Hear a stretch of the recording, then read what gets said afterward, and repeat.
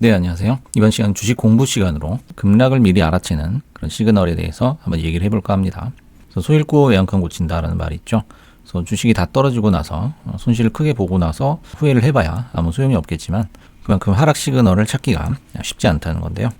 최근에도 이제 예상치 못한 급락으로 인해서 보유 주식 수익의 상당 부분을 잃게 된 그런 분들이 많으실 걸로 알고 있습니다. 그런 분들을 위해서 한번 준비를 해봤고요. 이렇게 요즘처럼 깜빡이도 안 켜고 들어오는 그런 급락 장세를 미리 대처하는 방법에 대해서 한번 얘기를 해보겠습니다. 그래서 보통 보유 주식의 포트폴리오에 손실이 나는 경우는 세 가지 정도로 그 원인을 찾아볼 수가 있는데요. 첫 번째는 시장의 급락이죠. 매크로 변수라든지 어떤 정책적인 방향이라든지, 다음에 이제 전쟁이라든지 또는 이제 시장의 우발적 쇼크가 있어요. 그래서 그런 것들을 우리가 원인으로 해가지고 시장의 급락이 나올 수가 있고요. 그때는 이제 너나 할 것 없이 다 주식을 보유한 사람은 손실을 보게 됩니다. 두 번째는 이제 섹터의 급락인데요.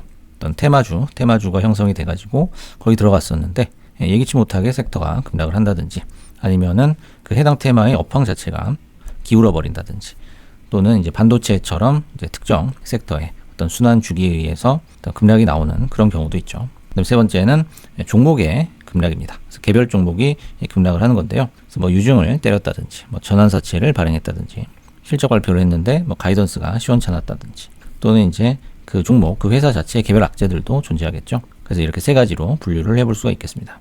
그래서 가장 질이 좋지 않은 하락은 이 세 가지가 한꺼번에 겹쳐서 오는 경우예요. 그럴 때는 뭐 사실상 어떤 전략도 먹히지 않고요.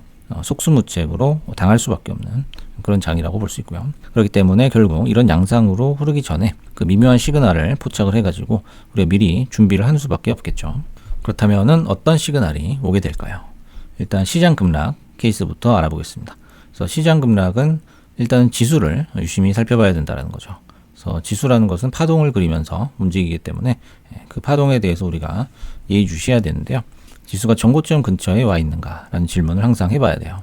그래서 전고점 근처에 와 있다면 돌파를 하든 아니면 급락이 나오든 일단은 비중을 좀 줄이셔야 된다는 거죠. 그래서 보통 어떤 차트든지 쌍봉 근처에 오게 되면은 굉장히 판단하기가 어려운 자리다라는 거예요. 그래서 돌파 매매라는 것도 돌파를 하고 나서 풀백을 하고 나서 다시 또 지지를 하고 다시 또 재상승을 하고 그 세 가지를 모두 확인하고서 들어가는 것이 돌파 매매죠. 그렇기 때문에 쌍봉 근처는 매우 어려운 자리다라는 거죠. 그렇기 때문에 마냥 올라갈 것처럼 생각을 해가지고 무모하게 부딪혀서는 안 된다는 거죠. 그 다음에 이제 지수가 전저점 근처에 와 있을 때도 마찬가지입니다. 전저점 근처에 왔다고 해가지고 무조건 쌍바닥이 나오는 건 아니죠. 그렇기 때문에 역시 비중을 더 많이 줄여야 되는 거예요. 왜냐하면 지수가 떨어지고 있었기 때문이죠. 차트라는 건 항상 그 관성을 가지고 있습니다. 그래서 반등이 나오는지 아니면은 저점을 깨고 내려가 버리는지 그걸 확인하는 습관이 매우 중요하다라고 볼 수 있어요. 그래서 최근에 비트코인이나 이더리움 차트가 저점을 깰 때 그때도 역시 마찬가지 액션을 해줬어야 된다는 거죠. 그래서 임계점에서의 돌파 또는 반등은 결국 새로운 추세의 시작이 되겠죠. 그렇기 때문에 여기가 스타트 지점이다 라고 생각을 하고 다시 또 새 판을 짜야 되는 시기인 거예요. 그래서 그 이전에 있었던 손실이라든지 수익이라든지 이런 것들을 잊어버리고 다시 시작하는 그런 의미다. 이렇게 생각을 하시면 되겠습니다.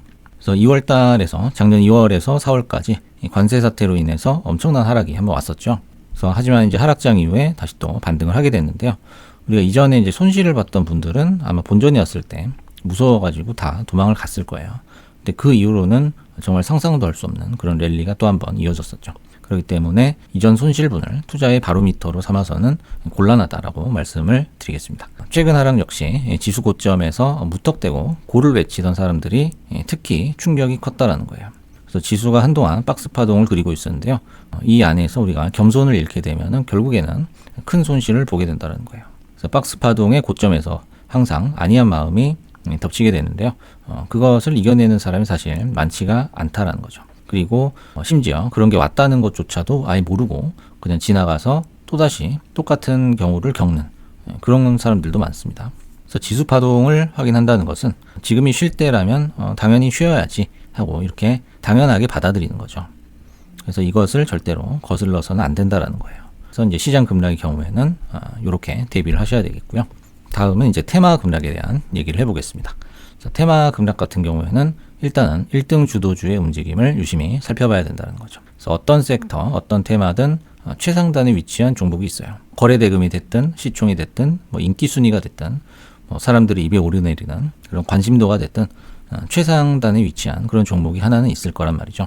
그런 해당 종목의 움직임이 거의 섹터나 테마의 지수라고 지수 역할을 한다고 보면 되겠습니다. 그래서 뉴스의 빈도라든지 어떤 거래대금 그리고 커뮤니티의 열기 이런 것도 체크를 해봐야 돼요. 그리고 주도주의 차트 역시 기술적으로 분석을 해봐야 되고요. 테마주라는 것은 보통 스윙 이상의 흐름이 형성이 되죠. 그래서 그 흐름의 끝이 어디인지 찾아내는 게임이라고 보면 되겠습니다. 끝이라는 것은 결국에는 그 최상단 고점을 얘기하는 거겠죠. 그래서 고점 근처의 가격만 우리가 알 수 있다면은 그 전의 상승 흐름에서는 웬만한 조정 포인트에서 얼마든지 수익을 낼 수 있다는 거죠. 그리고 단타가 아니기 때문에 오늘 하루 좀 물리더라도 다음 날 또 새로운 전략으로 역시 상승을 기대해 볼 수 있다는 거죠. 테마주의 경우에 거의 모든 사람이 먹을 수 있다라는 장점이 있어요. 하지만 이제 고점에서도 욕심이 사그라들지 않고 더 욕심을 내면서 고를 외치는 이제 그런 사람들이 상투를 잡게 되죠. 그리고 이제 그분들이 뭐 바보 같아서 잡는 게 아니고 거기서도 더 올라갈 것 같은 그런 모션을 많이 취해 줍니다. 그렇기 때문에 속기 쉽다라는 거죠. 그리고 테마성 종목이나 붐이 일어난 특정 섹터의 매매는 보통 상투를 잡는 사람들이 정해져 있다는 거죠. 그것은 세 가지 정도로 분류를 해볼 수가 있는데요. 첫 번째는 이제 눈에 보이는 것만 집착하는 유형이에요. 그래서 이제 양봉이 올라간다든지 가격이 올라간다든지 그래프가 상승한다든지 그래서 이런 것들을 사면은 내가 돈을 벌 수 있다. 이렇게 너무 단선적으로 생각을 하는 거죠. 두 번째는 호가창에서 주가가 왜 급격하게 올라가는지를 잘 모르는 그런 유형이 있어요. 그래서 주가가 올라가는 이유는 그 마지막 트리거는 역시 호가창을 긁기 때문이죠. 그래서 지금 호가창을 긁는 것이 어떤 심리에 의해서 긁어서 올라가는지 그걸 잘 분석을 해봐야 되겠죠. 세 번째는 이제 테마가 영원할 거라 착각하는 유형이에요. 그래서 테마라는 거는 말 그대로 잠깐 떴다 방식으로 잠깐 이렇게 붐이 일었다가 사라지는 거거든요. 사라지고 이제 다시 또 붐이 일어나면은 불이 붙고요. 그런 이제 주기가 있기 때문에 그런 거 없이 그냥 이번에 오르고 있으니까 계속 오를 거야 라는 것은 굉장히 잘못된 생각이죠. 그래서 이 세 가지를 좀 피하셔야 될 것 같고요. 테마라는 건 우유처럼 생각보다 유통기한이 길지가 않아요. 그렇기 때문에 항상 조심해서 매매를 해야 되고요. 이제 어느 정도 욕심만 버리게 되면은 우리가 반복되는 기회를 잡을 수가 있어요. 여기서 중요한 것은 이제 반복된다는 거죠. 그래서 이 기회가 지나가고 나면은 다시는 안 오겠지라는 생각에 상투를 잡는 경우가 많거든요. 그래서 그렇게 이제 급락을 맞지 마시고 이번에는 조금 너무 많이 지났으니까 다음 기회를 잡아보자. 이런 좀 여유 있는 사고가 필요한 거고요. 그렇지 않게 되면 이제 욕심이 지나쳐가지고 결국에는 아무도 보지 않는 역대급의 손실도 떠안을 수 있는 게 바로 이런 테마주 매매라고 볼 수가 있겠죠. 세 번째 종목은 이제 개별 종목의 급락인데요. 사실 개별 종목의 급락은 예상하기가 쉽지가 않죠. 그래서 유증이라는 것도 예상할 수가 없고요. 실적 발표 결과가 어떻게 나올지 또는 사람들이 어떻게 반응할지 이것도 예상하기가 참 힘들죠. 그다음에 더군다나 개별 악재 뉴스는 우리가 뉴스도 나오기 전에 알 수는 없다라는 거죠. 그렇기 때문에 기술적 분석에 의존하는 경향이 더 클 수밖에 없다라는 거예요. 그래서 모든 게 안개 속인 그런 흐름인데요. 거기서 이제 오직 하나가 있죠. 바로 21선의 움직임이에요. 분봉상에서도 이제 20선이 있고요. 그래서 20선의 움직임만 거의 정확하게 해석이 가능하다라는 거예요. 주가를 예상하기 위한 수많은 보조 지표와 주식 이론이 있지만은 결국에는 그 확률 자체가 50%에 수렴하더라라는 거죠. 대부분의 보조 지표가 임계점과 한계 범위를 긋는 그런 원리를 가지고 있는데요. 정확한 포인트를 알려주는 게 아니죠. 그래서 여기서 사라, 여기서 팔아라. 그런 이제 수치를 알려주는 것은 아니고요. 또 위험한 구간 또는 안전한 구간을 판단하기 위한 하나의 지침이라고 볼 수가 있는 거예요. 그래서 이제 세 가지 하락 중에 유일하게 손절이 필요한 영역이 바로 개별 종목이라고 볼 수가 있습니다. 그래서 손익비 개념을 당연히 기하겠고요. 손절을 아까워해서는 매매하기가 상당히 곤란하다라는 거예요. 그래서 20선이 좀 안 좋을 때는 나와야 된다는 거예요. 커트를 해야 된다는 거고요. 다시 재진입을 하더라도 일단은 커트를 해야 된다는 거고요. 그다음에 20선이 아주 긍정적인 움직임으로 나가고 있을 때는 충분히 매매가 가능하다라는 거죠. 그리고 비중 조절 역시 기준은 20선이 될 수밖에 없다라는 거죠. 그래서 단순해 보이지만은 우리가 이거를 지키기가 힘든 이유가 역시 욕심 때문이에요. 그리고 작은 손실에 대해서 지나치게 집착을 하기 때문이다라는 거죠. 그래서 작은 손실에 집착을 하다 보면은 결국에는 큰 손실을 맞게 된다는 겁니다. 그림을 하나 준비를 해봤는데요. 빨간색이 5개 있고 그다음에 파란색이 하나 나오고요. 그게 한 4번 정도 이렇게 반복이 되고 있는데요. 5번 먹고 1번 잃는다. 이렇게 생각을 하시면 되겠습니다. 그래서 시행 횟수만 놓고서 이렇게 주식 투자, 주식 매매의 흐름을 한번 그림으로 그려봤는데요. 모든 주식 투자는 파동을 기반으로 움직이게 된다는 거예요. 그래서 손익 역시 마찬가지 원리다라는 거예요. 그래서 먹을 때를 우리가 1점 플러스 1점으로 보고 한번 잃을 때를 마이너스 5점으로 한번 상정을 해보겠습니다. 그래서 이대로 이제 매매를 한다. 어느 시점에 진입을 하고 나올 것인가. 를 우리가 선택을 한다고 봤을 때 세 부류 정도의 사람이 있어요. 그래서 이제 대부분의 사람들이 3번 또는 4번 자리죠. 3번 또는 4번 자리에서 들어가게 됩니다. 그 다음에 이제 5번에서 잠깐 먹고 나오는 거죠. 먹고 나오면 약간 좀 아쉬움도 있죠. 하지만은 이내 떨어지면은 여기서 끊고 나오길 잘했다. 이렇게 또 안도의 한숨을 쉬기도 하고요. 그래서 이런 케이스의 경우에는 욕심 유무에 따라서 천국 혹은 지옥으로 갈리는 경우가 많아요. 그래서 욕심 없이 이런 방식으로 계속 하게 되면은 작게나마 수익이 계속적으로 적립이 되는 것을 경험을 할 수가 있습니다. 하지만 이제 한번 욕심이 들어오는 경우가 있어요. 그때 이제 욕심을 부려가지고 엑셀을 확 밟는 경우가 있거든요. 그때는 이제 이 파란색을 맞으면서 정말 나락으로 떨어지게 되는데요. 그게 바로 이제 2번 케이스라고 볼 수가 있어요. 2번 케이스 같은 경우에는 이제 5번 자리에서만 매력을 느끼는 거예요. 그래서 계속 이제 오르고 있는 거거든요, 주식이. 그러면 이때쯤 되면은 정말 하이 포인트죠. 정말 고점인데 여기서는 이제 매력을 느껴가지고 도저히 포모 때문에 견디지를 못하고 진입을 한다라는 거죠. 하지만 이제 결과는 매번 파란불이다라는 거예요. 그래서 이렇게 되면은 주식을 거꾸로 하는 케이스다라는 거예요. 그래서 이거는 이제 주식을 못한다기보다는 돈을 잃으려고 일부러 그러나 싶은 때도 있어요. 주식을 못한다라는 것은 뭐 전략이 좀 부족하다든지 아니면 포트폴리오를 좀 어설프게 짰다든지 아니면 진입 시점이 좀 잘못됐다든지 이렇게 볼 수가 있는데 매번 이런 식으로 파란불을 맞는 것은 거의 일부러 이러는 경우에 가깝다라는 거예요. 그래서 이거는 주식 외적인 변수가 많이 작용했을 거다라는 거예요.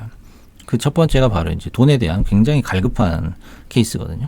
돈을 빨리 벌어야 된다 이런 생각이 머릿속을 지배하고 있을 때 이런 2번 케이스가 굉장히 많습니다. 그래서 피크인 종목을 보고서 사야 되나 말아야 되나 요거는 이제 고민하시는 분들이 굉장히 많은데 당연히 사지 말아야 되죠. 하지만 이제 그거를 못하는 이유는 역시 이제 욕심 때문이겠죠. 3번은 6번이 끝난 후에 6번은 이제 파란불이죠. 파란불이 끝나고 나서 빨간불이 또 다시 켜지게 되는데요. 그때 이제 진입을 한 후에 상승각이 이제 피크일 때 정리한다라는 거죠. 그래서 남들보다 미리 나오는 그런 경향이 있어요. 그래서 이제 그전 영상에서도 말씀을 드렸었지만은 각이 한 45도 정도를 기준으로 봤을 때 그거보다 훨씬 더 높아지는 이런 이제 로켓을 쏘는 것 같은 각으로 주식이 상승하는 경우가 있습니다. 그 초입에서 대부분 이런 분들은 나오게 된다라는 거죠. 그래서 이런 분들이 가장 좋은 케이스라고 볼 수 있고요. 이런 분들은 뭐 어떤 사건 사고가 중간에 일어나더라도 다시 또 재기해가지고 반드시 큰 돈을 벌게 돼 있다는 거예요. 그 이유는 뭐냐면은 가장 큰 원리를 습득했기 때문이에요. 뭐든지 마찬가지겠지만 그 프레임 안에 있는 가장 큰 원리거든요, 이게. 그래서 큰 원리를 정확하게 알고 있으면은 디테일한 건 사실 큰 의미가 없다라고 볼 수 있어요. 그래서 주식판도 마찬가지로 하락이라는 것은 늘 나오죠. 늘 나오지만은 우리의 욕심을 조금만 비우고 안전하게 수익을 조절하면서 약간의 뭐 손절이 있더라도 추가 손실을 막기 위한 그런 대비를 해가면서 이렇게 조심해서 한다면은 우리가 뭐 급락이 오더라도 크게 문제될 건 없다고 생각을 하거든요. 그래서 이번 하락 같은 경우에도 상당수의 차트에서 이제 고점 시그널이 사실 나왔었죠. 그렇기 때문에 어느 정도 욕심을 줄이고 적당한 선에서 이제 이익을 끊었던 분들은 아마 이 파도를 많이 피할 수 있었을 것 같다라는 생각이 들거든요. 앞으로도 이제 이런 비슷한 상황이 왔을 때 우리가 현명하게 욕심을 버리고 잘 대처를 해야 될 것 같습니다. 그래서 오늘은 주식 공부 시간으로 급락 직전에 우리가 대비할 수 있는 그런 방법들에 대해서 얘기를 해봤습니다. 감사합니다.